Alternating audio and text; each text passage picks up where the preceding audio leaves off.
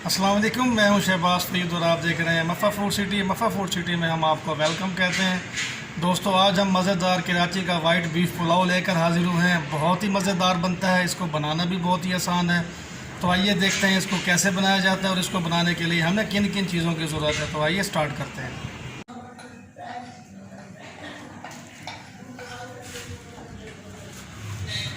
अल्हम्दुलिल्लाह हमारा बीफ पुलाव तैयार हो गया है। बहुत ही ज़बरदस्त बना है, बहुत ही मज़े की खुशबू आ रही है। बिस्मिल्लाहिर्रहमानिर्रहीम। एक तसले में हमने अपने चावल भिगो दिए हैं। कच्ची बनास्पति 1.5 किलो हमने लिए हैं। इसके 3 पानी हमने पहले से निकाल लिए हैं। 2 मीडियम साइज़ के टमाटर हमने कट कर लिए हैं। 3 से 4 हरी मिर्च हमने कट कर लिए हैं। लहसुन अदरक का पेस्ट। इसके अलावा 2 मीडियम साइज़ के हमने प्याज बारीक बारीक काट लिए हैं।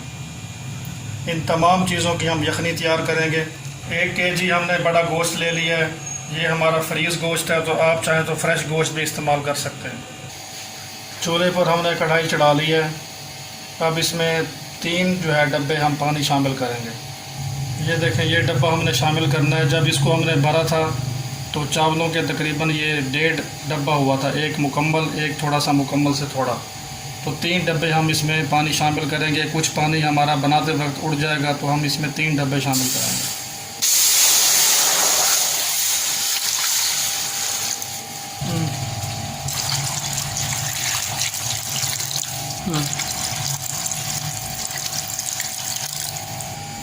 पानी हमारा गर्म हो गया है। अब यखनी तैयार करने के लिए सबसे पहले इसमें टमाटर शामिल करेंगे।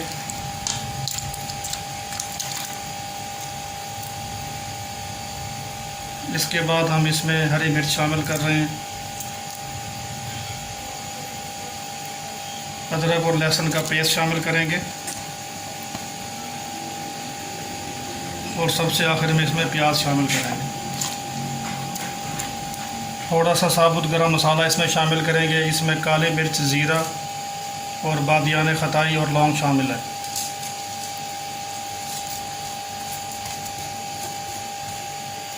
अब इसमें टेस्ट के हिसाब से हम नमक शामिल करेंगे।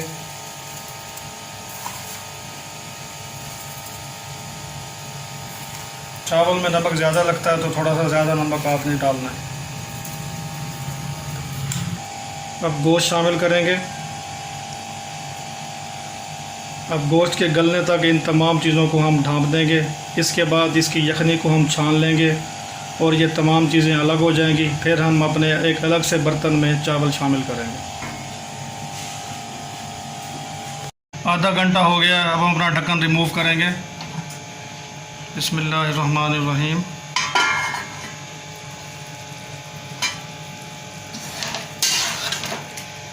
अल्हम्दुलिल्लाह गोश्त हमारा मुकम्मल तौर पर गल गया है।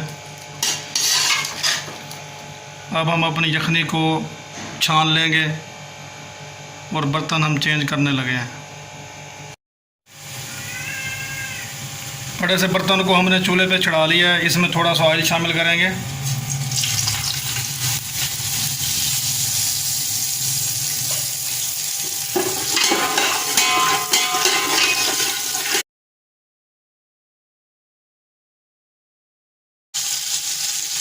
अब इसमें बोटियां शामिल करेंगे।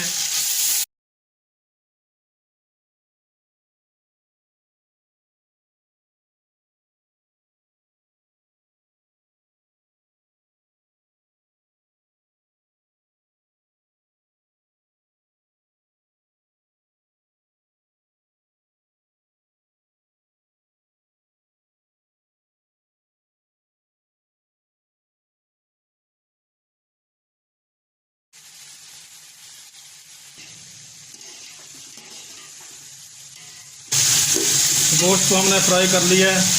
अब इसमें यखनी शामिल करने लगे हैं। बिस्मिल्लाहिर्रहमानिर्रहीम।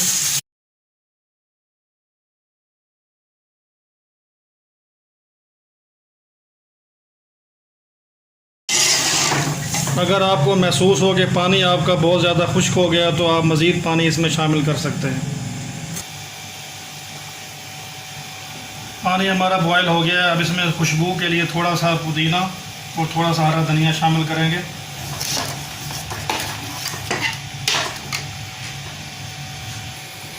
اب ہم چاول شامل کرنے لگے ہیں۔ بسم اللہ الرحمن الرحیم۔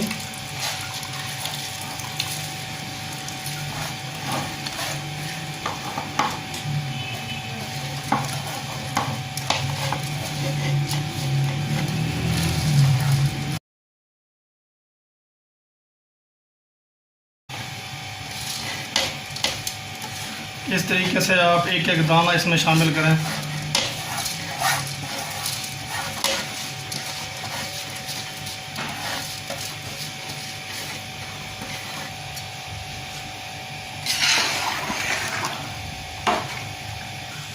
الحمدللہ چاول ہم نے سارے شامل کر دیے ہیں۔ چاول ہمارے اس پانی کے اندر مکمل طور پر ڈپ ہو گئے ہیں، آپ دیکھ سکتے ہیں۔ چولہے کی آنچ اب تیز کر دیں۔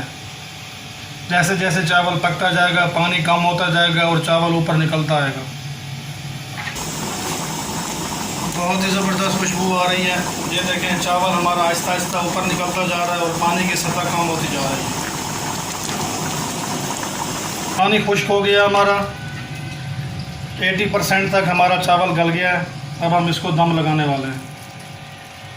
اس طرح سے کپڑا لپیٹ لیں گے تاکہ اس کی سٹیم نہ نکلے۔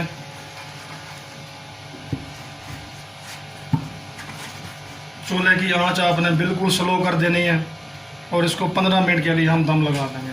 15 منٹ ہو گئے ہیں، اب ہم اپنا دم توڑنے لگے ہیں۔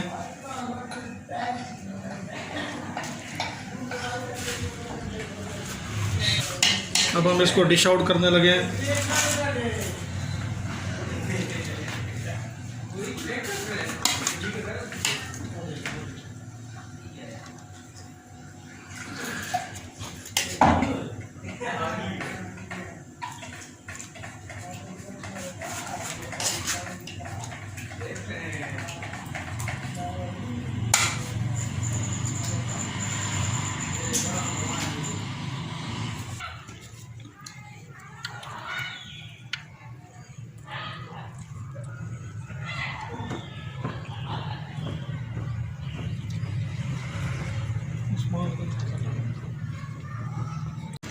میں امید کرتا ہوں آج کی ویڈیو آپ کو بہت زیادہ پسند آئے گی، تو اس کو لائک کریں، شیئر کریں اپنے فرینڈز اینڈ فیملی ممبرز کے ساتھ، ہمارے چینل کو سبسکرائب کریں، دعاؤں میں یاد رکھا کریں۔ ہو سکتا ہے آپ کی ایک دعا سے کسی کی تقدیر بدل جائے۔